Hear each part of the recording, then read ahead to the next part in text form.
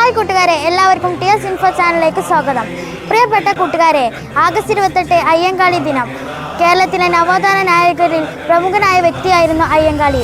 1863 August 28 Thiruvananthapuram ജില്ലയിലെ വെങ്ങാനൂരിൽ അയ്യൻ്റെയും മാലയുടെയും മകനായി ജനിച്ചു. കാളി എന്നായിരുന്നു അദ്ദേഹത്തിൻ്റെ കുട്ടിക്കാലത്തെ പേര്. 1893 സഞ്ചാര സ്വാതന്ത്ര്യത്തിനു വേണ്ടി അയ്യങ്കാളി നടത്തിയ പ്രസിദ്ധമായ സമരമാണ് വില്ലുവണ്ടി സമരം.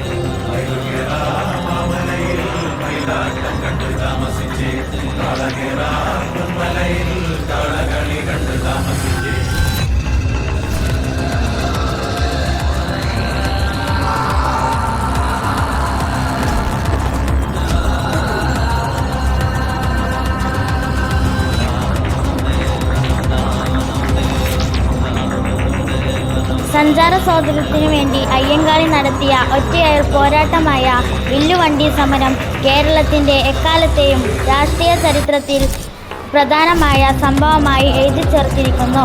ഉപജാതികൾക്ക് അതീതമായി ചിന്തിക്കുകയും സമൂഹത്തിലെ ക്രൂരമായ അനാചാരങ്ങളെ എതിർക്കുകയും ചെയ്യുക, വിദ്യാഭ്യാസത്തിലൂടെ സാമൂഹിക സ്വാതന്ത്ര്യത്തിലേക്ക് എത്തുക എന്നിവയായിരുന്നു അദ്ദേഹത്തിൻ്റെ പ്രധാന ആശയങ്ങൾ.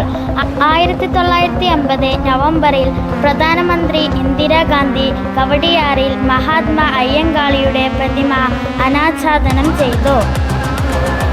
ഇന്ദിരാഗാന്ധി അദ്ദേഹത്തെ ഇന്ത്യയുടെ മഹാനായ പുത്രൻ എന്ന് വിശേഷിപ്പിച്ചു. 1911 ഡിസംബർ 5 അയ്യങ്കാളി ശ്രീമൂലം പ്രജാസഭയിൽ അംഗമായി. ശ്രീമൂലം പ്രജാസഭയിൽ തുടർച്ചയായി 28 വർഷം അംഗമായിരുന്നു അദ്ദേഹം. മഹാത്മാഗാന്ധി അയ്യങ്കാളിയെ പുലയരാജാവ് എന്ന് വിശേഷിപ്പിച്ചു.